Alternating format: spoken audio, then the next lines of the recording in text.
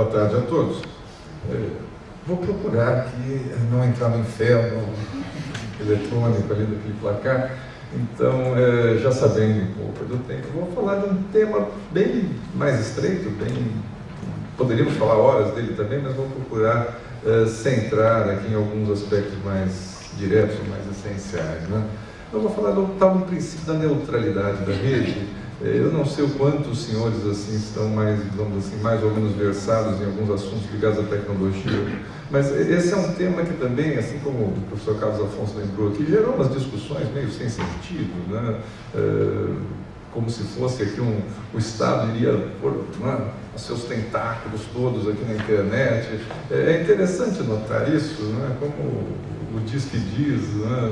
As redes sociais às vezes proporcionam uma fofoca que vai crescendo e não sabemos depois como pará-la, né? Veja, eu me propus a fazer um pequeno slide introdutório sobre o Marco Civil. Eu não sabia se alguém iria falar alguma coisa sobre isso, ou qual é vamos dizer assim, qual é a visão que cada um de vocês tem sobre essa lei. Veja, essa lei surge lá, né, a intenção de se fazer uma lei como essa surge lá pelo final, se não me engano, lá pelos anos 90, até o professor Ronaldo Lemos falava bastante nisso, vários colegas, na comissão de informática nossa, na OAB, quando eu ainda participava como membro, tínhamos uma ideia de criar uma lei civil, assim, falo na primeira pessoa, porque eram muitos aí, de algum modo eu também partilhava dessa ideia, de que nós tínhamos que criar regras civis para a internet, porque o nosso Congresso Nacional só via a internet como um mar de lama, de desordem, de crime, um faroeste, né? Eu perdi a conta quantas vezes, né? Às vezes, durante a época em que fui presidente da Comissão de Informática da Ordem, que a imprensa me ligava e já começava perguntando: a internet é um faroeste, né? Eu falei: não, faroeste são as periferias das cidades, né? A internet está bem mais regrada do que muita coisa aqui no país, né? De qualquer maneira, a intenção que se tinha com o Marco Civil era criar um arcabouço jurídico legal para questões civis, como quem dissesse, bem, antes de sair criminalizando tudo, porque havia projetos aí criminalizando coisas terríveis, né? No final, havia aquele grande projeto do senador Azevedo, que virou duas coisinhas, né? Era um dinossauro e virou uma lagartixa, no fim, que escreveu no Código Penal coisas também que não dizem coisa nenhuma, né? Tem dois textos lá que não falam coisa nenhuma, não vão punir ninguém com aquele tipo penal. Mas era um grande bicho-papão da época, por assim dizer, e de nossa parte, o pessoal mais assim, os advogados, principalmente mais ligados a essa área de tecnologia, pensavam: não, nós temos que primeiro definir alguns direitos que as pessoas têm na internet e não sair, né, regulando a internet por meio de norma penal, que era o que estava em voga na época. Então, esses são assim, alguns antecedentes, vamos dizer assim, o caldo de cultura que gerou isso.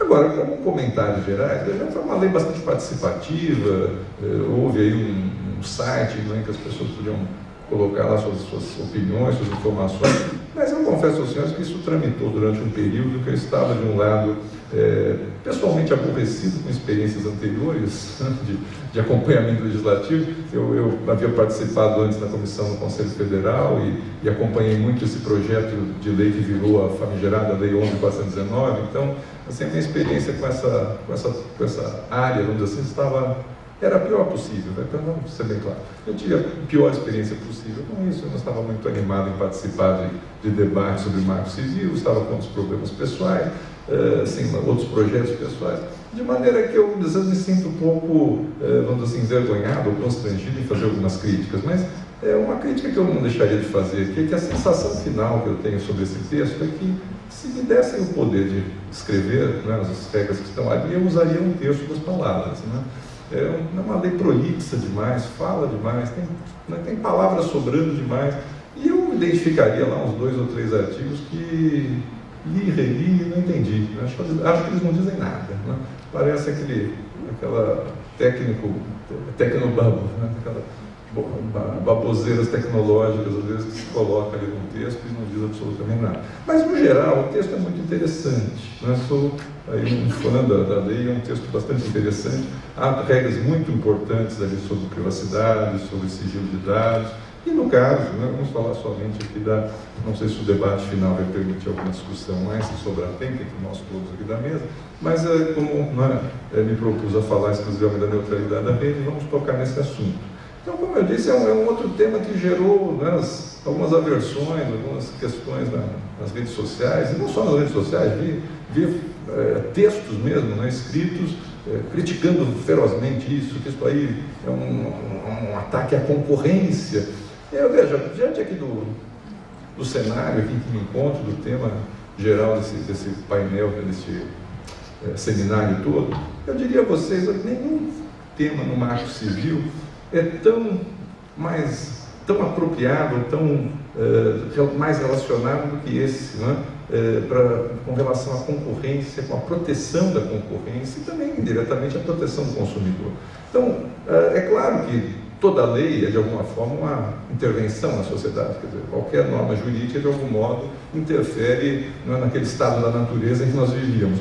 Mas dizer que essa regra é contrária à concorrência é um absurdo, porque, ao contrário, né, é uma regra voltada para estabelecer concorrência num cenário que é bastante peculiar e, como eu sempre costumo dizer, e tenho falado nisso há anos, né, às vezes nós bacharéis entramos em umas discussões tão interessantes, tão profundas, tão candentes sobre o fato errado.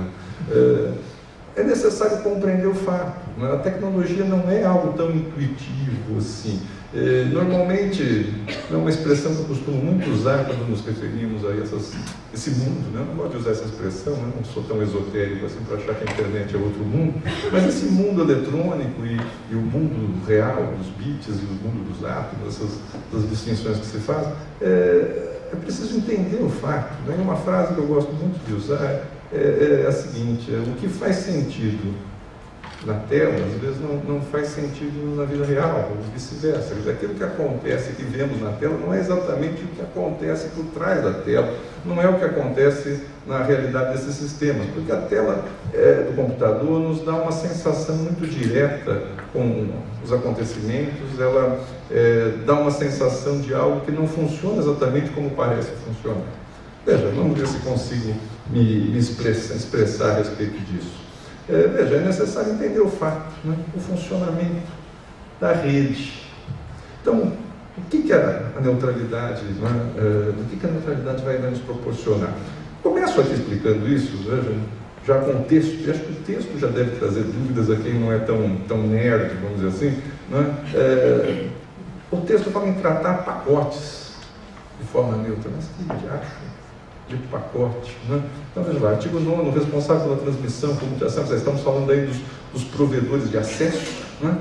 Tem o dever de tratar de forma isonômica qualquer pacote de dados, sem distinção de conteúdo, origem, destino, etc. E aí, veja, às vezes é mais fácil fazer comparações com o mundo físico, né?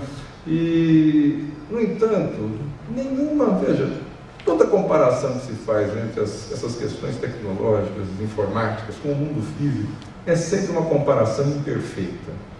Nunca nós vamos encontrar um modelo, um fato perfeitamente semelhante que permita entender e explicar as coisas como elas acontecem internamente nos sistemas informáticos, num ambiente de rede, num ambiente como a internet. Mas ainda assim, veja, talvez não é aquela velha comparação, talvez com automóveis, né? Não sei porque há um gosto muito grande de se comparar a informática com a indústria automobilística ou com fatos automobilísticos.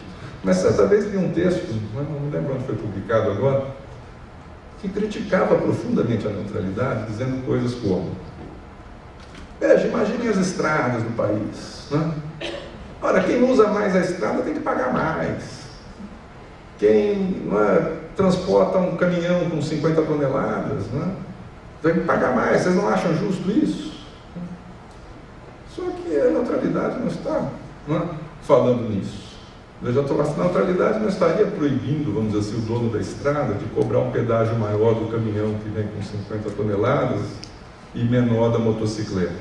Em outras palavras, se falarmos propriamente da conexão de rede, não há nenhuma regra, né, sobre neutralidade. A neutralidade não afeta isso, a possibilidade de termos planos de acesso de 100, 200, 500 megabits de acesso ou um acesso de escada ali de 4 kbps. Não há nada na neutralidade que se refira a esta proibição pelo serviço que o provedor oferece por si. né? Aquilo que ele vai oferecer. Se ele vai oferecer um limite máximo de volume de dados, eu entendo que tudo isso é possível. Quando falamos nessa isonomia que deve ser tratada, com que devem ser tratados os pacotes, estamos falando de uma, vamos dizer assim, comparando novamente com a estrada, né? Estamos falando de uma possível capacidade que esse dono da estrada teria de parar cada carro e perguntar: o que você tem aí? Né? Então vamos imaginar os caminhões, né? Então vamos imaginar que você tem um caminhão de feijão. Caminhão de feijão, o produtor de feijão me deu um jabá aqui, você pode andar a 150 por hora aqui, né? E desce a ladeira sem estar engatado, você pode tudo para chegar rápido. Você é o produtor de soja, não, né? Para você vai ter que parar um pouquinho aqui lá naquele ponto de descanso, ali ficar uma horinha, só depois eu te deixo seguir. Ainda que os caminhões pesassem as mesmas 50 toneladas. Então, a neutralidade impede que esse dono da estrada tenha um poder sobre o que trafega e privilegie o tráfego vindo de algum lugar, o tráfego que tem um determinado conteúdo. É esse o sentido da neutralidade. Porque, de algum modo, né, o provedor não é dono da internet como um todo. Quer dizer, nós temos que pensar que a internet não sei nem como definir isso jurídica, mas é um bem público, quer dizer, é algo que foi construído pela somatória de uma série de redes e redes e redes, algo que vem se desenvolvendo há décadas, e o provedor de acesso pode perfeitamente oferecer, né, um serviço diferenciado entre o cliente e o seu primeiro ponto. Agora, ele não poderia se colocar na posição de, vamos dizer assim, cobrar ou definir ou filtrar aquilo que o usuário vai utilizar. Então, vejam, pensando em outras analogias, né? Pensando na comunicação em si, veja, a internet não é uma comunicação tradicional, aquela ponto a ponto. E é nesse sentido que eu digo, né? Quem usa a internet ali, vê na tela, aquilo parece ponto a ponto, é o que a nossa mente talvez enxergue, né? Você clica lá no site, sei lá, do UOL, da Globo, de qualquer coisa, aquilo entra, né? Parece que você está, né, como se fosse ali na televisão, que, né, sintonizou a Globo, sintonizou a Band, o SBT, o jornal, ou o que for. Mas não é assim que as coisas funcionam. Né? Mas um exemplo ótimo de comunicação ponto a ponto é uma telefonia antiga, que hoje tudo é tão digital também que nem usaria como exemplo. Mas a telefonia antiga, né, que essas senhoras aqui ficavam realmente juntando os fios, né, o fio da casa de um com o fio da casa do outro. E se estabelecia então uma conexão ali com sinais elétricos. Então veja, a internet foi criada com uma formação em rede, é uma malha realmente. Então é uma malha de conexões entre computadores do mundo inteiro. Quem quer que por um canal qualquer consiga, né, um acesso a um dos pontos, tem acesso à malha toda. E o desenvolvimento se fez de um modo tal, como era como fruto da sua origem militar, o desenvolvimento se fez de tal modo que os dados são transmitidos por pacotes de dados. O que significa isso? Uma imagem, uma fotografia que vocês estão mandando para a namorada ali de sei lá, 20 megabytes, compraram uma máquina bem boa dessas digitais, né, reflex, de 16 megabits de resolução, etc. Então, vocês produzem uns arquivos de 20 megabytes e vão mandar para a namorada pelo e-mail. Como é que aquilo chega do outro lado, né, da ponta? O computador pica isso em pequenos pedacinhos. Isso tem origem até no nascimento da internet como uma rede militar, que se prestava a estabelecer, né, um mecanismo que se prestava a estabelecer a continuidade da conexão, ainda que alguns pontos fossem atacados, ainda que alguns pontos fossem interrompidos por uma guerra, né?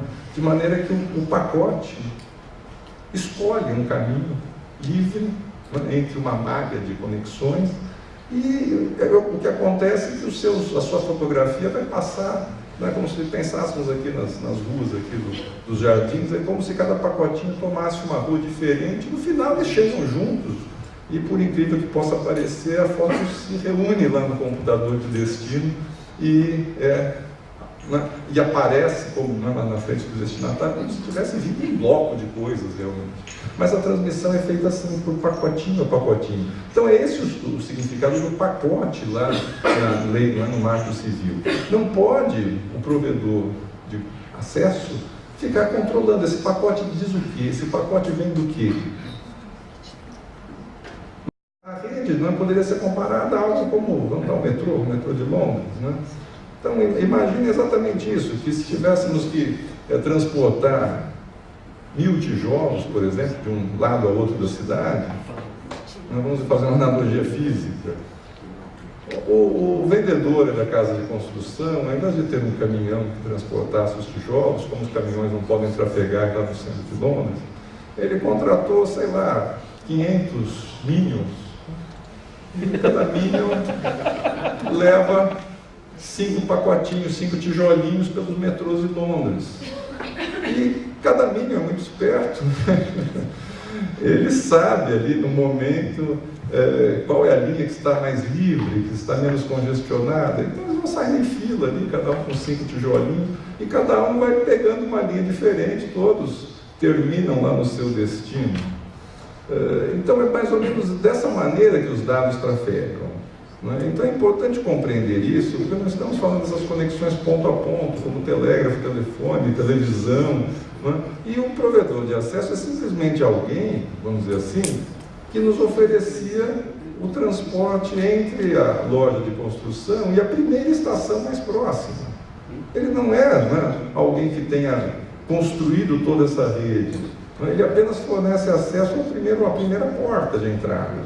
Então não parece razoável, do ponto de vista, seja do ponto de vista até meritório, seja até do ponto de vista da concorrência, que ele tenha algum poder de definir o que o usuário vai ler, vai acessar ou cobrar mais ou menos por aqueles conteúdos. Ele pode sim cobrar por tráfego, por volume de tráfego, por quantidade. Então, esses pacotes que vemos, lógico, de 100 megabits, ou 20 megabits, ou 5 megabits, ou que estabeleçam um volume máximo de dados por mês, tudo isso me parece perfeitamente lícito, sob a ótica do Marco Civil.